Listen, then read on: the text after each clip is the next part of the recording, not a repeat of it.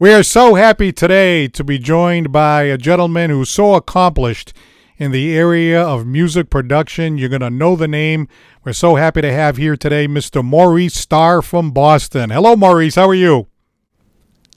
Trying to sound like a Bostonian from Boston. Hey, how are you today? I'm good. You know, I remember, because I was a DJ back in the day, I remember a lot of the music, and you were able to work with so many great artists. Who would be the top, like, 3 or 4 artists that you worked with during your career? Oh, it's so many. I mean, from Sinatra to the Stylistics to the Spinners. I would have to say Sinatra's in my top 5. Frank Sinatra. I had to put Stylistics in there because I really like them. What was it like working with artists that had that kind of success? It was really like a dream more than anything. Because when I was a little boy, I would dream of what it would be like to work with a Sinatra or a Stylistics. So it was a dream come true. Did you grow up in the Boston area? No, Florida area, Florida. As a young man, how you got involved in music? My father got me involved in it. He was a trumpet player who played with a lot of groups like Lionel Hampton, Ray Charles. So he played with a lot of famous people. B.B. King. So they would all come by the house and looking for him, and I would get a glimpse at him early on. So that was a big influence for you. Yeah, you know, you see a B.B. King walk in your house, you kind of know who he is, you know. Wow, that must have been exciting to see somebody like that come into your home when you were so young. It was. So you figured to yourself, hey, I want to get involved in this business. Yeah, like that, you definitely want to get involved. Now, did you begin by playing any instruments yourself, or did you just get involved in the production side of it? Now, my father taught me how to play piano first, and he played about 5 instruments. So he taught me how to play all the ones he knew. The upright bass, he played a little guitar, he played saxophone, and he played trumpet. So he taught me all those instruments. Did you play in bands yourself? Yeah, I played in the high school band. I used to teach the band all the new songs, and I'd play the instrument when I taught them, from the tuba to the oboe to the French horn. Wow, that's amazing that you're able to learn so many different instruments and play them like that. Did you find that difficult to learn all the different instruments? Yeah, because they're all in different keys. Yeah. You have to match keys, like on a trumpet is a B flat. on an alto, it's a G. And then the violin is the backwards notes of a bass guitar, G, D, A, E. So you have to learn. So how did all this knowledge of music and being around music all the time, how did that blossom into you becoming a music producer? Well, my uncle, I have to give credit to my uncle, who was a drummer, who came to Florida one day, and he saw us performing there. He would see me playing all these instruments, and he told my mother, he said, these boys can make it. They need to be closer to New York, and I have a place in Boston. They can live there. He took us to Boston, and he let us practice 7 days a week, and he got us shows in different little clubs. We played at this club called the Parker Street Lounge. Mm-hmm. And these movie producers came there, and they were looking for some people to sing in a movie. So they said, what about that guy on stage? So they told me, they said, well, could you come back here for an audition? So the people gave us a club, and I had to sing some old Little Richard songs. They said, well, we need Little Richard in the movie, we need Chuck Berry. Of course, I could play all that. I could play Chuck Berry's guitar. So I could play Little Richard, 'Cause Golly Miss Molly. I just started playing. And the guy said, we want you to come out to Hollywood for an audition. Wow. So the first thing that happened to me was I got in that movie. Wow. So you could perform like Little Richard and, you talked about Chuck Berry. Yeah, Chuck Berry. I love the old Chuck Berry stuff with the Go Johnny. I could do the duck when I I was gonna say you could walk across the stage and play the guitar and do the whole duck thing and everything. Yeah. All right, so you were actually in the movie? Yeah. If you look it up, go to the end of that movie online, you'll see me. American Hot Wax. It was about a DJ named Alan Freeze. I had to audition with 200 people. Some of them were trying to do the same thing. And the movie producer liked you the best. Well, he told me I had a contract. Yeah.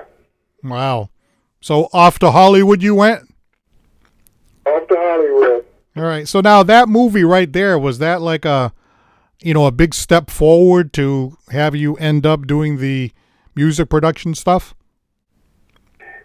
Yeah, because they asked me to get in more movies, and I told them I didn't want to do that. I wanted to do music. So I left Hollywood.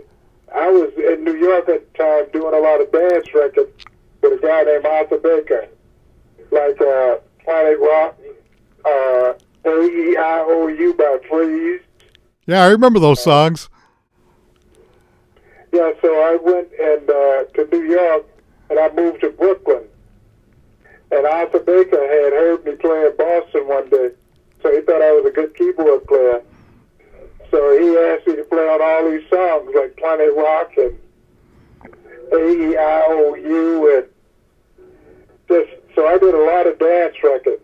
Music Play Shannon. Yeah, Let the Music Play. That was a song. You put that song on in the club because I was playing as a DJ and the dance floor would get packed. Yeah. So let me understand this because this is really interesting, right? You had an opportunity to continue down the path of doing movies, and you said, wait a minute, I don't want to do movies, I want to do music. So you actually turned down the opportunity to do more movies. Right, yep, I did. Wow, that's not easy to do because at that particular time, you're probably in a fork in the road, and you're probably thinking, gee, you're saying no to an opportunity that, like, if the music didn't pan out, you might have missed an opportunity there. So that was a gutsy move to make, I think. Yeah, but I always knew I wanted to do music. Right.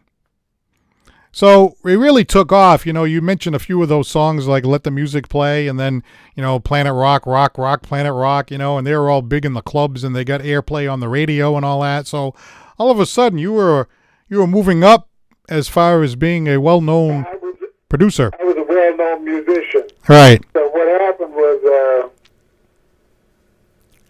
I think first person I met was a guy from RCA Records named Jerome Gasper. He was a friend of mine. He met me along the way. He said, "Wow, man, you're a talented guy." And his girlfriend was an agent for Luther Vandross and other people. So she came in to see me perform one day, and she said, "I want you to do some things, some commercials." And that's what Luther was doing at the time. So she flew me into New York. I stayed at their house. I spent a lot of time in New York. Wow. So I stayed at their house, and she took me into the studio. She taught me the song. She said, "Here's the song." And they need a drummer, too, to play with the orchestra. So they gave me the music. And I really couldn't read music that well at that time, but I figured it out. The drummer helped me. And so I played drums on the song. And then it came time to sing it. And they introduced me to my background singers, Patti LaBelle, Luther Vandross, Roberta Flack, Aretha Franklin, Dottie Hathaway, and well, I guess that's enough. Well, that's more than enough. and Luther Vandross. What was the song you sang on this song that you're talking about? It's online too. It's from Miller Beer. Oh, it's a commercial. Yes. The commercial. So when you first got introduced to people like this, did you think to yourself, wow, I can't believe I'm here with these people? Oh, I told the lady, I said, her name was Dave McDuffie. I said, well, you got a guy singing like that, because Luther was in there practicing. And I heard this incredible voice. I remember I went to the lady, I said, why would you hire me to sing over that guy? I didn't understand. He was singing with Davy Boyd. He was a young American. Luther was singing with a lot of rock groups. I didn't understand it. She said, well, let me explain it to you. She said, how much did you cost to do this session? I said, $50. She said, he was $50,000. Oh, man. I did it. She said, that's why you got it. You were $50, he was $50,000. Wow. Look at my budget. And my budget didn't call for him. It called for somebody like you who just wanted to do something. Wow. Now, I know a lot of this stuff blossomed into, like the New Edition, for example. Did that happen first? And then there was New Kids on the Block. Well, like, what was the next thing that happened in succession? Okay, well, the people who booked me with Luther Vandross worked for RCA Records. And I already had a record out called About Time I Funked You. It was a funky record. I remember that song. What happened was, it was like number one on the radio station. So the guy from whose girlfriend booked me to sing with Luther Vandross, she said, my boyfriend works at RCA Records. And he said, Maurice, we'd like to do a record deal with you for that song you got out on the radio. I said, okay. So we ended up signing a deal with RCA, and the first day I met people like Shirley Caesar, the great gospel singer. So I went on and did an album with RCA called Flaming Star. Same title that Elvis used, Flaming Star. He had a Flaming Star album. And it was the same label that Elvis signed to RCA. It was funny, it was on the same label and the same title. I just wasn't Elvis, that's all. I went to see him one night in Framingham, Massachusetts. I forget the name of the place.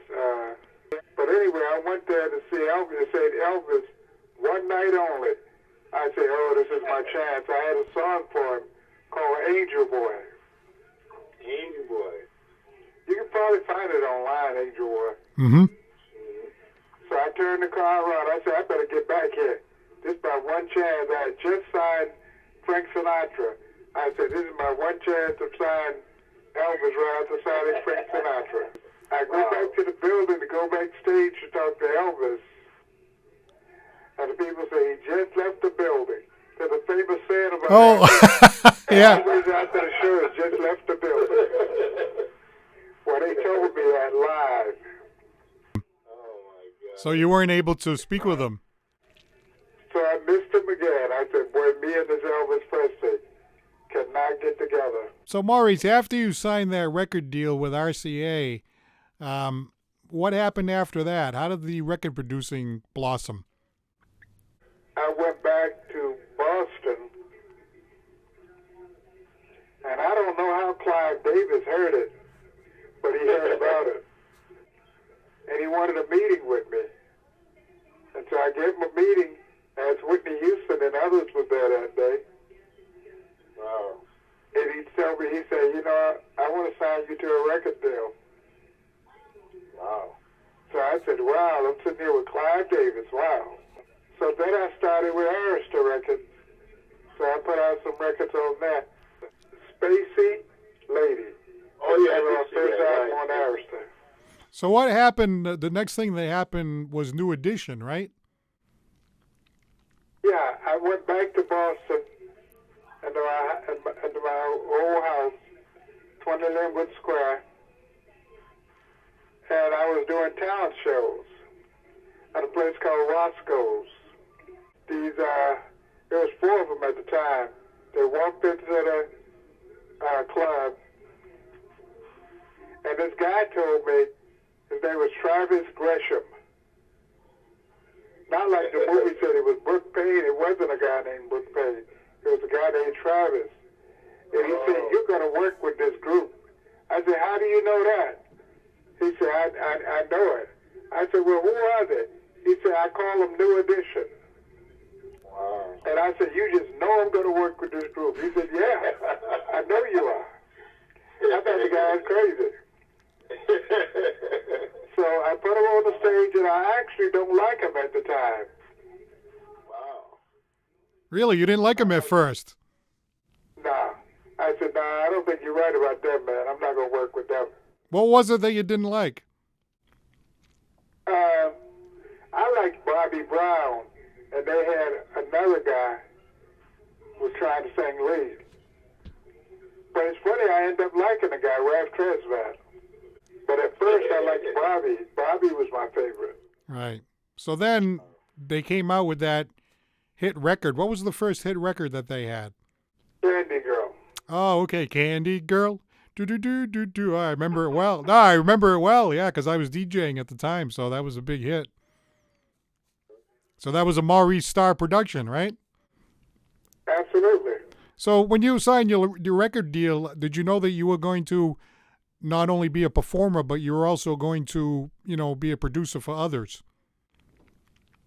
Well, I figured that out a little bit later. I think I figured that out one day. I was doing a talent show. I was at a place called Parker Street Lounge, which was very good to me. A little club in Boston in the ghetto. I walked in this building. This guy had asked me to be he knew I was a good musician. He said, I want you to host a talent show. I just said, I don't do talent shows. He said, man, it's going to be a lot of kids singers here. I said, nah, I don't work with kids. In the movie, the guy said, I don't work with kids. But I'm the guy who said that. But he said it. Okay. Brooke is a very good friend of mine. I don't want to take nothing away from him. I like Brooke a lot. He called me a few weeks ago. So you had Candy Girl, and then you had several hits after that with them, right? Yeah. Jealous Girl, Popcorn Love, a lot of them. And then did you do anything with Bobby Brown? Because he was solo after that, right? Yeah, no, I didn't produce Bobby Brown. You just produced the New Edition. Just New Edition. All right. How did you get? New Edition. How did you get from New Edition to New Kids on the Block? I was walking down the street one day. I ran into Michael Bivens from New Edition. And he said to me, I heard about what you're doing, man.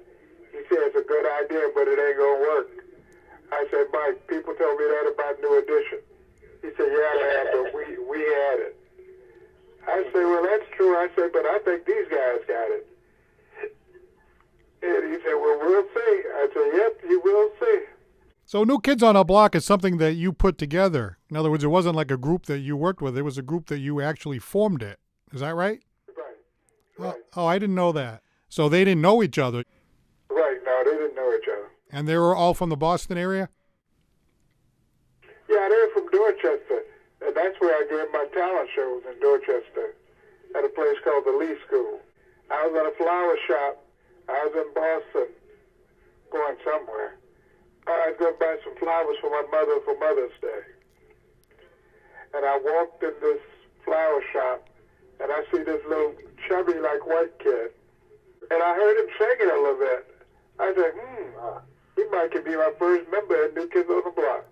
So I walked up to the kid, I said, how would you like to be a star? And I said, here's my card. He gave the card I said, give it to your mother and father, have them call me. They gave it to the FBI. FBI called me.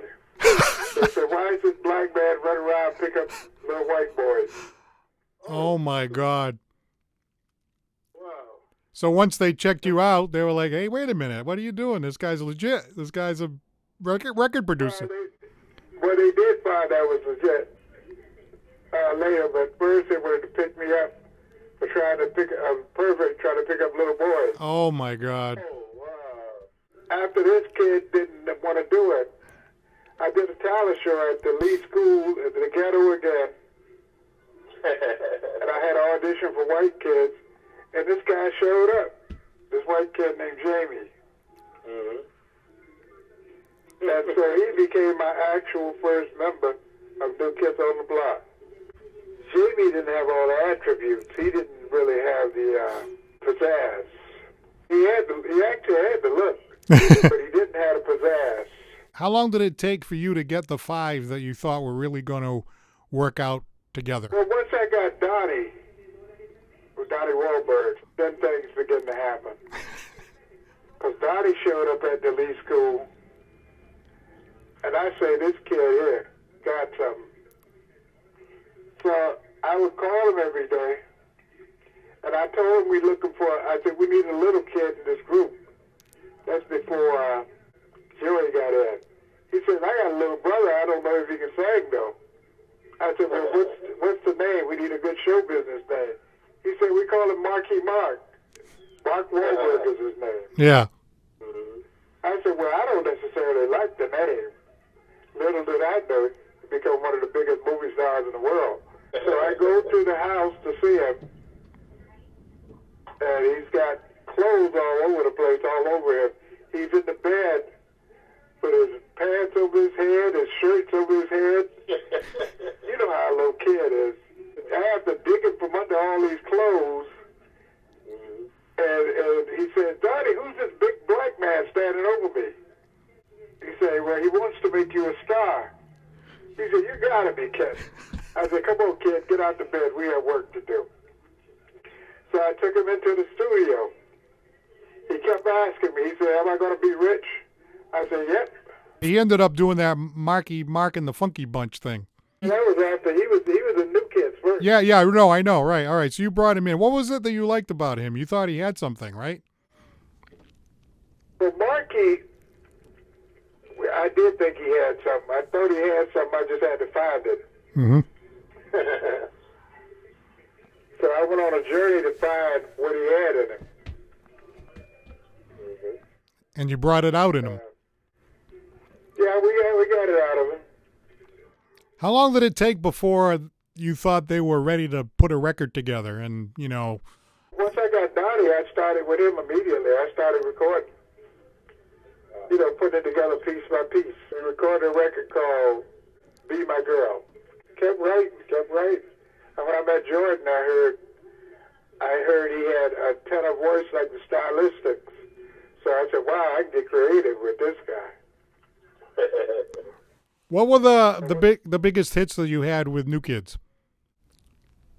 Probably Step by Step. We had a lot of them. Step by Step. Please Don't Go Girl. I'll Be Loving You Forever. Cover Girl. Almost every song was a hit. 8 out of 9 in the top 10. Now the thing exploded, I'm sure, a lot more than you even thought, right? Yeah, they were bigger than I thought, yeah. So, it was insane. It was like you had the crowd screaming and, the girls trying to get to them, like the Beatles. It was crazy, right? Yeah, once Donnie got going, I think he was the key. Donnie Wahlberg had it. Once I thought he had something about him that attracted women, that even when I took him into the black clubs and the black places, they liked him. He had something about him that people liked. So I said, I got something with this guy. This guy is an attraction. Now, you traveled around the country when they were performing concerts and all that? Did I travel? Yeah, I went everywhere they went, yeah. What was that like? It was great. I loved it. It must have been really exciting, right? It was very exciting. Now, you mentioned that you did work with Frank Sinatra? Yeah.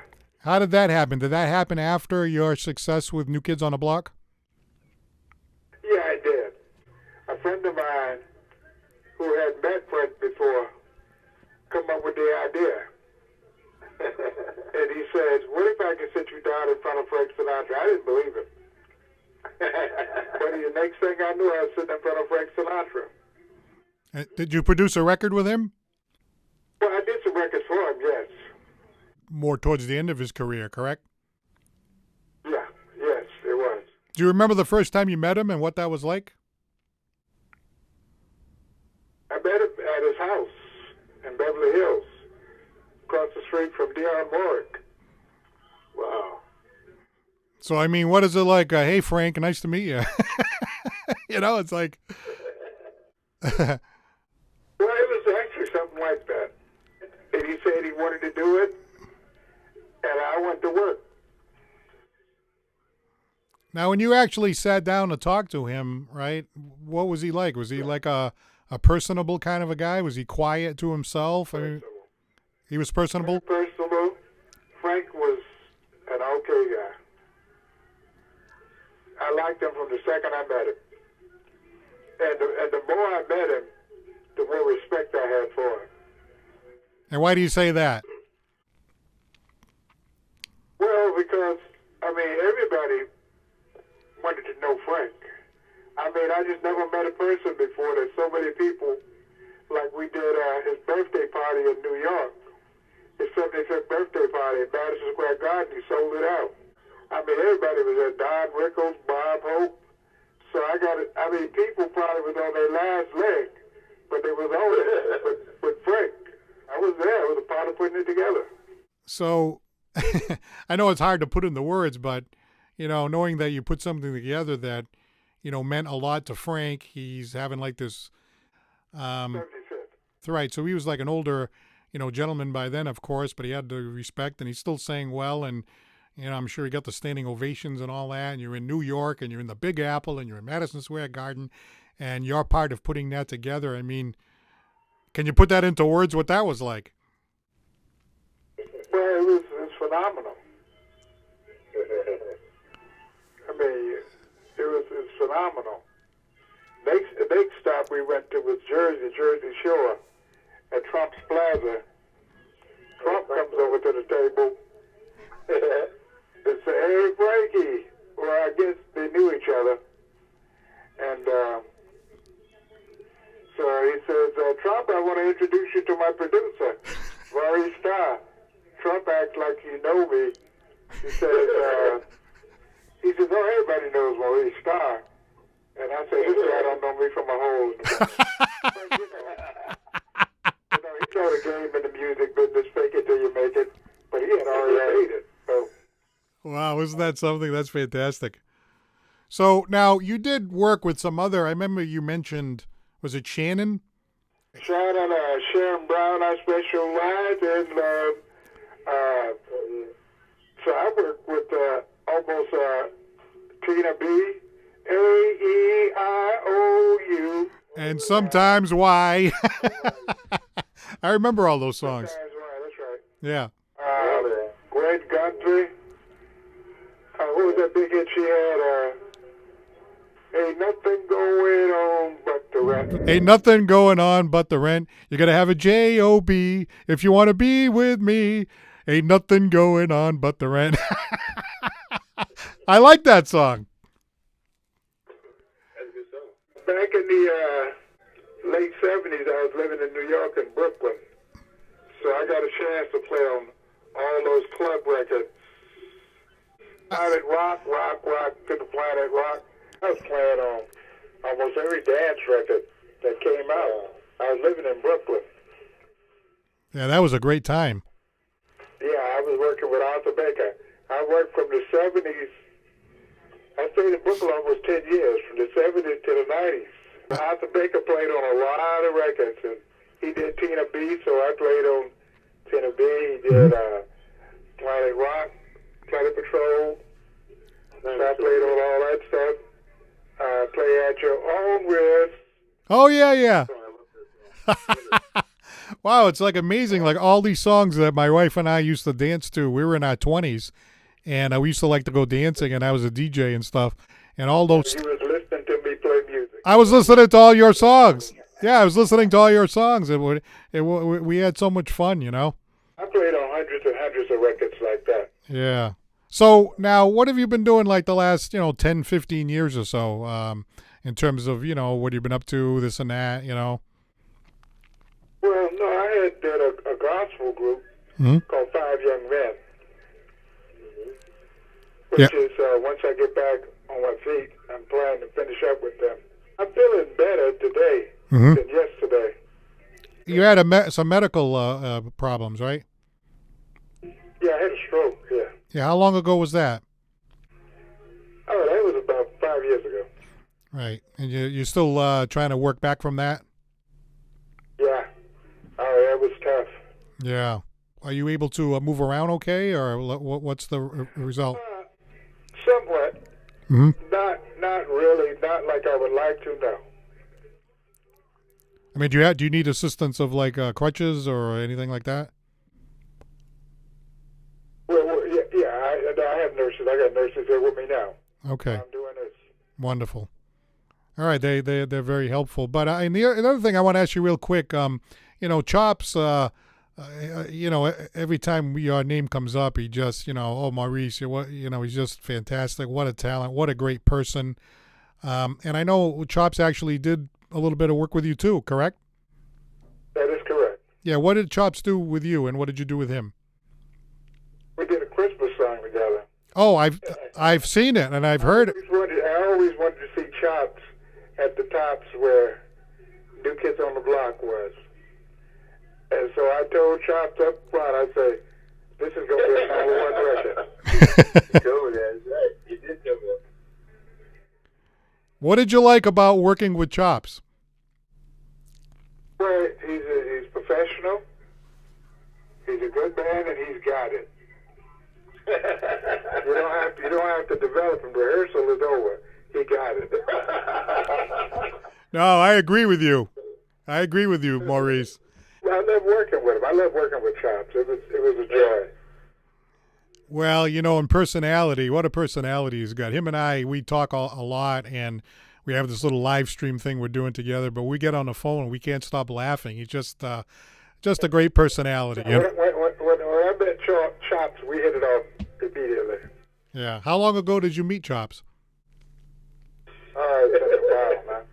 Oh, you talking 20, 30, 40 years? Long time. About 40 years, over 50 years. Let me ask Chops, how did you meet Maurice? Well, I met him in the show. I was on one of the shows, man. That was the beginning of my whole career, man. Because I knew if I got in that show, that it would help. I mean, it would widen my fan base, man. It would give me some type of recognition, when I went to the show. So you were in one of Maurice's talent shows? Oh, yeah. That was years ago. That took about many years ago. Maybe about 40 years ago, man. 40 years ago. So, Maurice, do you remember that? Do you remember Chops in one of your shows? I remember. So what was it that stood out? You looked at him, you said, wow, this guy's got it. This guy's good. I thought it would be great for the show so people could see some real talent. Yeah. But, a lot of talent shows, sometimes the talent ain't that good. But once I saw Chops, I said, I'm going to have a credible talent show. So real quick, the record business is, not all easy and glory and all that. There's a lot of hard work. And, hey, sometimes there's difficulties. I'm sure that there are disagreements with people or, people were trying to, take credit when they didn't deserve it or whatever. There's all kinds of, power struggles and that kind of thing. How difficult was it to deal with those kind of things? Well, you learn it comes with the territory. I mean, you're talking about big time money, big time kind of power in the industry. Were there times where there were some difficulties that you had to deal with? Oh, yeah. There were times I had to deal with meetings with people who had guns in their hands. Mm-hmm. Long, short cigars. They say, we pay you this money. You better come back with a hit record. Or we go to phase 2. How do you not be intimidated by something like that? Oh, I was intimidated, yeah. Yeah.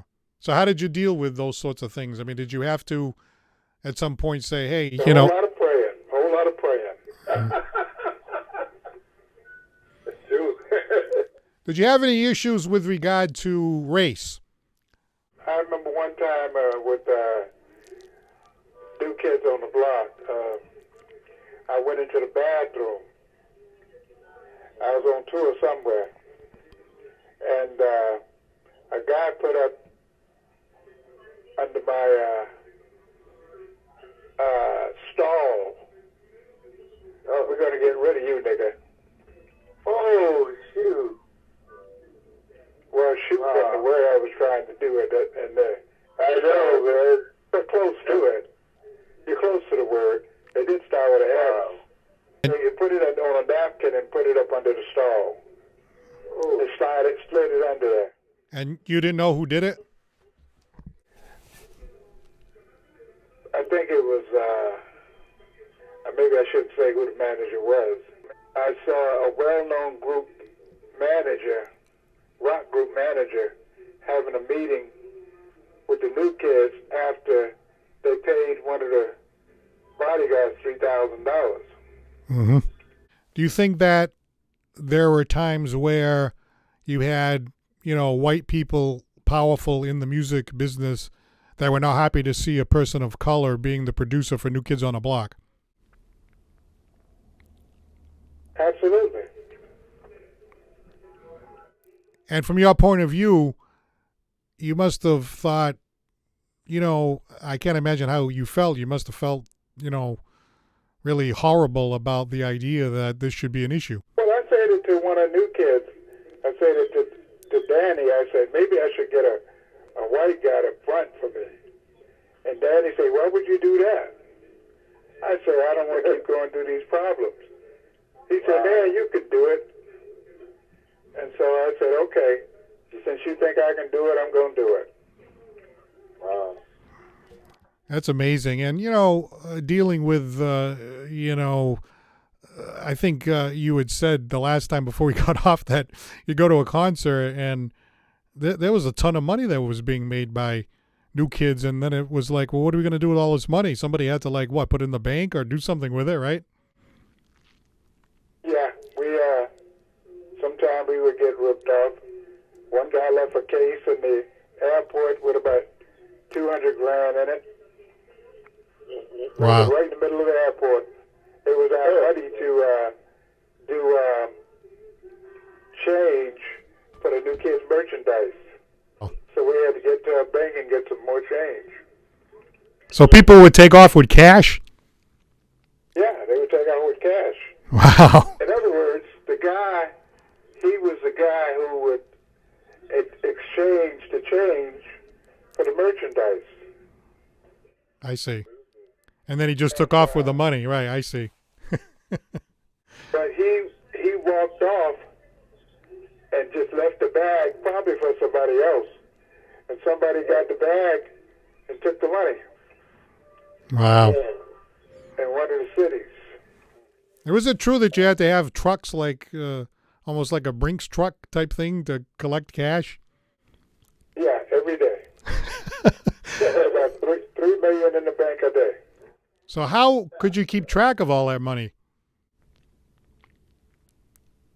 How do you keep track of all that money? Yes. Well, maybe once you become that big second star, you'll find out. I don't know if I want to sit across from somebody with a cigar and a gun in the pocket. One guy I had a meeting with had choked 13 men and killed them with his bare hands. That was a mob in Boston.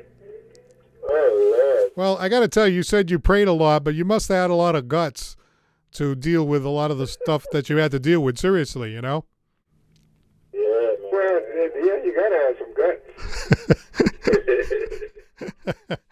All right, so what is the future like for Maurice? I know you're recovering. Our prayers are with you. We're hoping that you can get back to a full... That's the first thing. I gotta get a little bit better. I get better, I will be moving fast. I know you. Take Chop Turner with me, and ain't no telling where we gonna end up. Hey, Maurice, would you mind if I ask you how old you are now? Oh, I'm 68 going on 69 now. in the 80s, you were a young guy. You were only like late 20s when you hit. Yeah, I started with New Kids at 34. I was 28 with New Edition. Wow, imagine that, having that kind of success at that age. How do you not like? I'm just thinking back. I mean, 28 is, obviously you're not 28 is older than say 18 or something, but being able to you take all that success and go crazy with it, like as a young man like that. Is that hard to control yourself from not going crazy with the money and the power and that kind of thing? I mean, it's a job. It is a job. I mean, a lot of coke floating around and the women all over the place. No, I'm saying like that was, obviously a lot of women around and this and that. Like, I mean, people a lot of times, especially if you're a young guy, becomes a big star. Like Justin Bieber had a lot of problems and so forth. How do you control yourself so you don't let yourself go down that rabbit hole? Well, that rabbit hole is a very familiar hole with you for a while. So did you ever like? The hole is like a strong magnet. It's gonna pull you down. All right. So now, did you end up, getting married, having a family, or stuff like that, or? No, I got a family, but I didn't get married. No. No, do you have kids? Yeah. Yeah. How many kids did you have? That's a good question.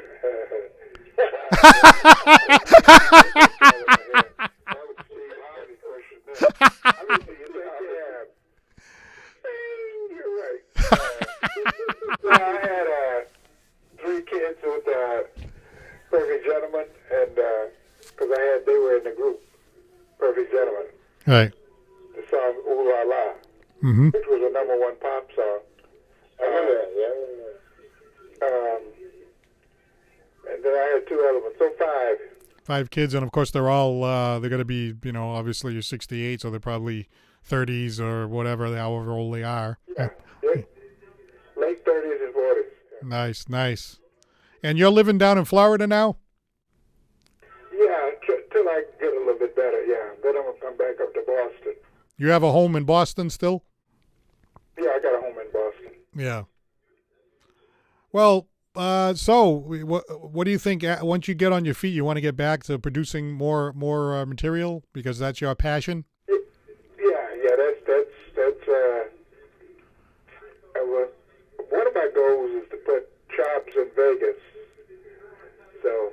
Oh, that would be great. That's one of my life goals. So. I think he would do well there. I think so too. All right, Maurice. This went on longer than I thought, but I really appreciate your time. We got a lot of we have a lot of I just got to do my show first in Boston. I'm gonna do a return show. Oh yeah, I can't wait. Oh yeah, Boston. That's that's only an hour from here, so that'd be great. We'll be at that one. I'm sure we'll have. I think I'm gonna get him a sold out show. All right, well, all right, Chops. Chops. Don't forget to put a couple tickets. I'm definitely coming to that. Oh yeah, man. I got you, man. Yeah, you got me. Yeah, you're gonna be singing with me. Hey, Maurice, thank you so much for this chat. This has been so much fun. I kind of came of age in the era of the time that you produced all these songs, and when you started reeling them off, I couldn't believe how many of them that we used to party to those songs and listen to those songs, and we just had a great time with the music. And I was a DJ, so I knew you produced a lot of stuff, but I didn't realize how much it was, and the New Kids on the Block and New Edition and Frank Sinatra and all that. What a great career that you've had and you will continue to have, and we appreciate you taking time out to take us down memory lane. Yeah. Well, thanks, Chop Turner. I tell you, somebody offered me $10,000 for an interview the other day, and I didn't do it. Thanks, Chop Turner. Well, if Chops asked me to do something, I do it. Gee, that's very, very nice to hear. Well, thank you so much. He saved you at least $10,000. All right, like that's a lot of steak dinners you owe Chops. All right, man. All right, Maurice. Well, thanks again. This was absolutely fantastic. And I wish you all the best. I wish you all the best. Thank you so much, man. I really appreciate it.